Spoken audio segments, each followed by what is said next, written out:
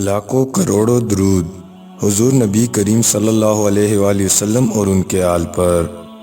اصلاح T V کے معزز دوستو، السلام علیکم ورحمۃ اللہ وبرکاتہ۔ دوستو، آج ہم حاضر ہیں ایک اور نئی ویڈیو کے ساتھ، جس میں ہم آپ لوگوں کو ارطغرل غازی کے بارے میں بتائیں گے۔ جی ہاں دوستو، آپ نے ارطغرل کا نام تو سنا ہوگا، جس سے ترکی زبان میں ارطغرل بھی کہا جاتا ہے۔ ارطغرل غازی کئی قبیلے کے سردار سلیمان شاہ کے بیٹے تھے۔ سلیمان شاہ کے 4 بیٹے تھے: سنگرتگین، گندوغدو، ارطغرل، اور سب سے چھوٹے بیٹے کا نام دندار تھا۔ دوستو، یہ 13ویں عیسوی صدی کی بات ہے، جہاں مسلمان بہت نازک دور سے گزر رہے تھے کہ دنیا میں ایک نئی اور خونخوار سلطنت وجود میں آئی، جس سے منگول کہا جاتا ہے، جس کی سربراہی چنگیز خان کر رہے تھے۔ چنگیز خان نے اپنی سلطنت کی توسیع کے لیے دوسروں علاقوں پر الغار کرنا شروع کیے، اور مشرق یورپ سے شروع ہو کر وسطی یورپ، سائبیریا، برصغیر، چین اور خطے فارس تک پہنچ گئے۔ منگولوں کی قوت کے سامنے دنیا کی تمام سلطنتیں دم توڑ رہی تھی، تو دوسری طرف سلطنت خوارزم، جو کہ تیزی سے آگے بڑھ رہی تھی، اور اس میں خراسان، ایران، شام اور عراق شامل ہو گئے تھے، اور یہ بھی ایک مضبوط قوت بنتی جا رہی تھی کہ اچانک چنگیز خان نے اپنے فوجیوں کے ان پر وحشیانہ حملہ کیا اور سلطنت خوارزم کو پاش پاش کر ڈالا۔ اس سلطنت کی تباہی کے بعد ترک قبیلے کسی محفوظ جگہ کی تلاش میں ہجرت کرنے لگے۔ ان میں سے زیادہ تر قبیلے چرواہے اور خانہ بدوش تھے، جہاں پر پانی اور سبزہ ملتا وہی اپنے خیمے لگا لیتے۔ ان ترک قبیلوں میں سے بعض ایران اور شام چلے گئے، جبکہ کچھ نے مصر کی جانب ہجرت کی۔ ان قبیلوں میں کئی قبیلہ بھی شامل تھا، جو کہ اور قبیلوں سے زیادہ طاقتور اور جنگجو تھا۔ اس قبیلے کے سردار سلیمان شاہ نے اپنے وطن خراسان کو چھوڑ کر شام جانے کا ارادہ کیا، لیکن راستے میں دریائے فرات کو پار کرتے ہوئے وہ ڈوب گئے اور دنیا فانی سے چل بسے۔ سلیمان شاہ کے موت کے بعد کئی قبیلہ منتشر ہو گیا، اور سلیمان شاہ کے 2 بڑے بیٹے سنگرتگین اور گندوغدو اپنے اہل خانہ اور کئی ساتھیوں کے ہمراہ کئی قبیلہ چھوڑ کر اہلت چلے گئے، اور باقی لوگوں نے ارطغرل کا ساتھ دے کر اسے اپنا سردار چن لیا۔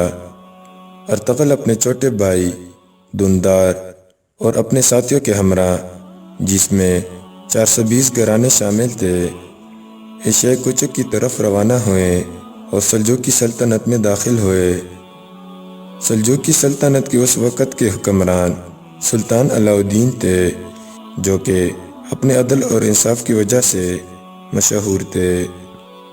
ارطغرل غازی اور ان کا بچا ہوا قبیلہ سلطان علاء الدین کا پناہ لینے کے لیے پایہ تخت کونیا کی طرف جا رہا تھا کہ راستے میں انقرہ کے قریب ارطغرل غازی کو 2 فوجیں مصروف جنگ نظر آئی، جن میں سے ایک بہت طاقتور اور دوسرا کمزور تھا اور جنگ ہارنے والا تھا۔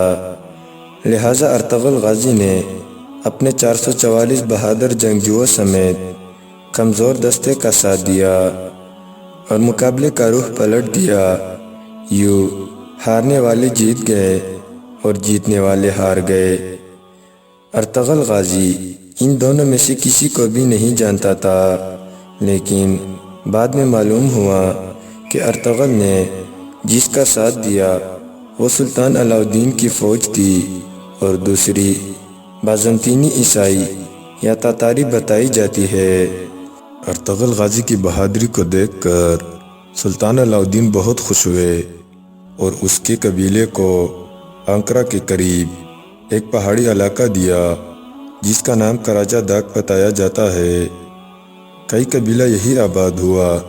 یہ کہا جاتا ہے کہ سلطان علاء الدین نے یہ جگہ اس لیے کئی قبیلے کو دیا تھا تاکہ بازنطینی حملوں سے بچا جا سکے اور سلجوقی سلطنت کی یہ سرحد بھی محفوظ ہو جائے گی۔